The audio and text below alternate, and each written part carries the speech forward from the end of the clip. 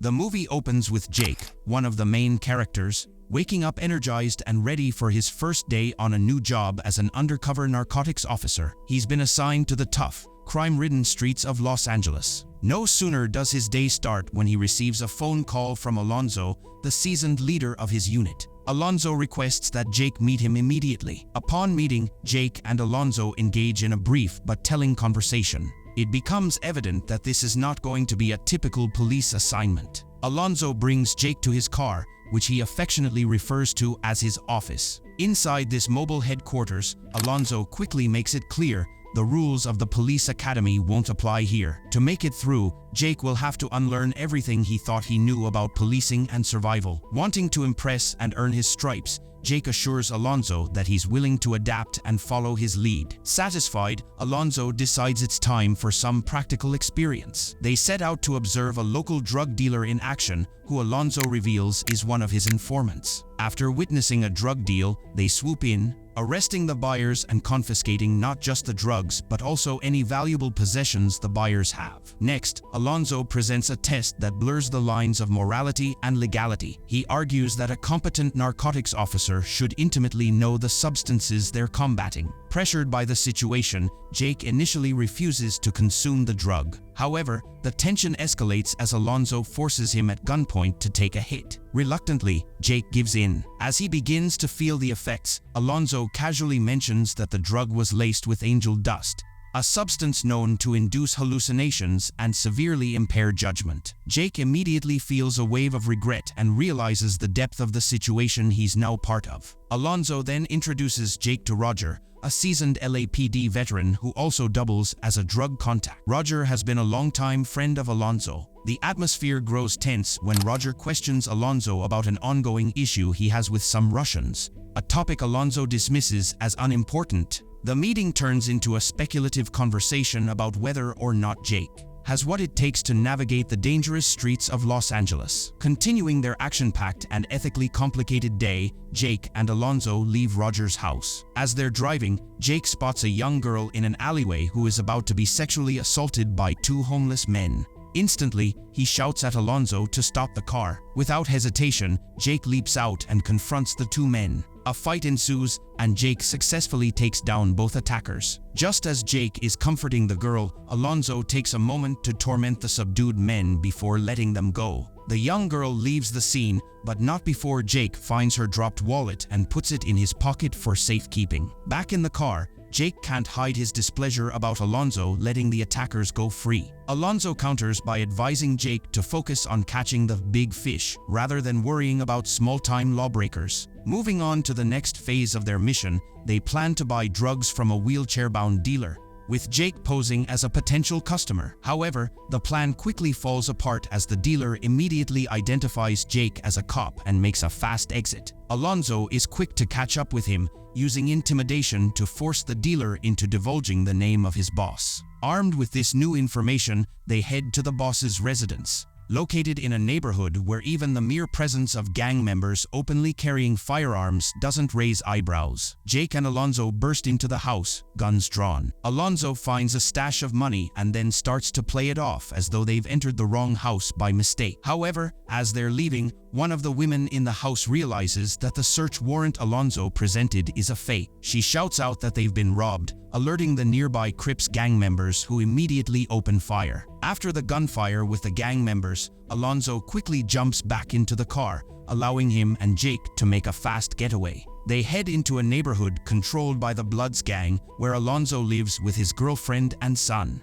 The area is notoriously dangerous, but the gang members seem to tolerate Alonso's presence. They don't mess with him, mainly because he's a cop and they know he's not someone to be played with. After the intense day, they spend the night at Alonso's house. The next day, they attend a lunch meeting with high-ranking judges in Los Angeles. Although the conversation is guarded, it's clear that these judges aren't the most disciplined. They also inquire about Alonso's troubles with the Russians, a question he dodges much like he did when Roger asked him. Taking advantage of his connection with the judges, Alonso secures a search warrant for his next move. Alonso and Jake then regroup with the other 4 members of their narcotics unit. Together, they go over the plan for an upcoming raid. Armed with the newly obtained search warrant, they storm into a house. To Jake's surprise, the house belongs to Roger, Alonso's old friend. And hidden in Roger's floorboards? A staggering $4 million in cash. Alonso tells Roger he's taking the money,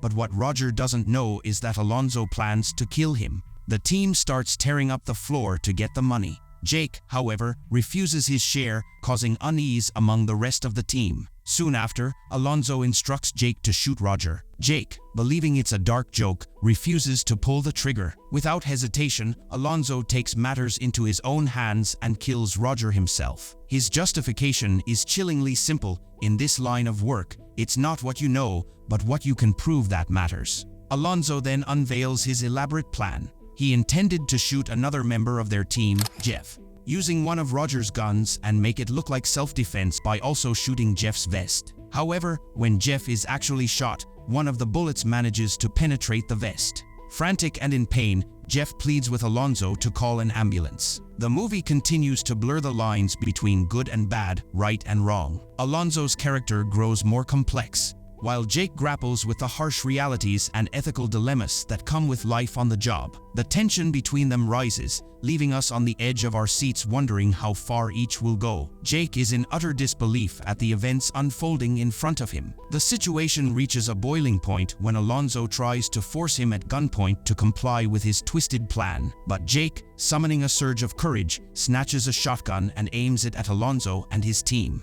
He makes it clear that he won't be a part of their dark agenda. Alonso, however, manages to talk Jake down. He explains that Jake's drug test will show traces of the angel dust, so nobody would take Jake's word over his. Realizing he's in a bind, Jake lowers the gun. At that moment, backup arrives, seemingly accepting the cover-up without asking too many questions. Once they're back in Alonso's car, Jake confronts him, calling what just happened a cold-blooded murder. Alonso defends himself by saying that Roger was a bad guy, dealing drugs to kids. He argues that the money was dirty to begin with, so taking it isn't a crime. Alonso feels that Jake, still a rookie, just needs more time to come to terms. The two then drive to the barrio to visit the home of one of Alonso's informants. The place is crawling with gang members who eye them suspiciously. Inside, there's a card game happening in the kitchen. Jake is left there while Alonso excuses himself to go to the bathroom. Smiley, the owner of the house, opens a package Alonso had left and tells his sister to count the money inside.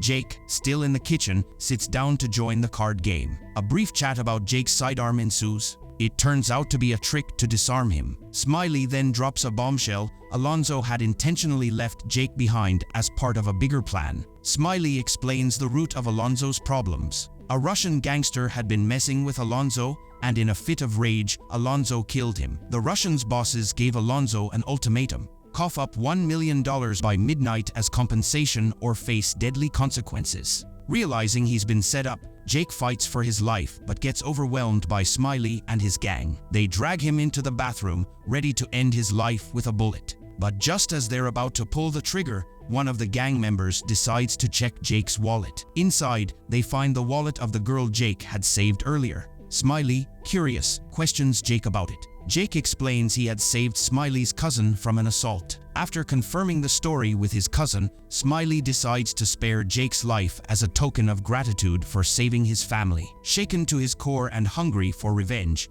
Jake heads straight to Alonso's residence, which is located deep in Blood's territory. Though initially stopped by the Bloods, they eventually let him through, suspecting that he has a score to settle with Alonso. Jake sneaks into Alonso's home just as the corrupt cop is packing up the $1 million he plans to hand over to the Russians. Alonso initially appears cooperative, but taunts Jake by telling him he can't prove any of the day's criminal activities. Jake remains resolute, refusing to back down. In a flash, Alonso seizes an opportunity to distract Jake, triggering a high-tension shootout inside the house. The gunfight is short-lived as Jake loses sight of Alonso. Jake frantically searches the house and eventually makes his way to the roof. Just as he almost loses his balance and falls off a balcony, Alonso lunges at him. A brutal fistfight ensues, and for a moment, it looks like Alonso has the upper hand as he batters Jake mercilessly. Convinced he's won, Alonso grabs the bag of money and rushes to his car, aware that he's running out of time to meet with the Russians. Alonso starts the car and begins to reverse,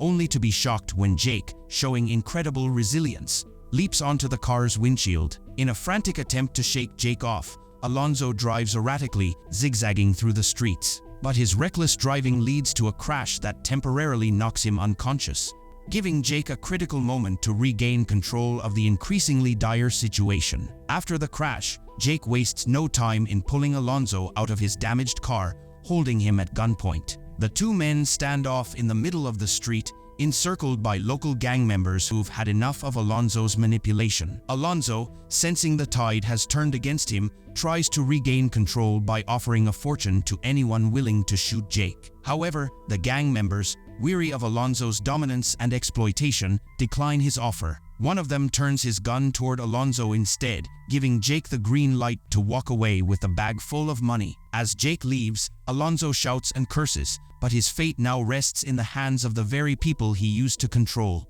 The angry Alonso shouts at the crowd, threatening them with legal cases, which prompts the locals to disperse. Switching scenes, we find Alonso speeding toward the airport in a desperate attempt to escape. As he pulls up to a traffic light, he grows suspicious of a car that stops next to him. Sensing danger, he floors the gas pedal, but his car is quickly brought to a halt by the Russians he had wronged. Heavily armed Russians leap from their vehicles and unload a hail of bullets into Alonso's car. Struggling to catch his breath and unable to escape, Alonso can only listen as the Russians pause to laugh at his plight before delivering the final, fatal shots. Meanwhile, Jake makes it back to the safety of his home. As he walks in, news reports blare in the background. They describe the killing of a highly decorated narcotics officer who was investigating drug trafficking at the airport. It doesn't take long for Jake to realize they're talking about Alonso. As he steps further into his home, the gravity of the past hours of chaos and betrayal sinks in, while the newscasters continue to report on the shocking death of Alonso. The movie closes on Jake, leaving us to ponder the moral complexities and human costs of his harrowing journey.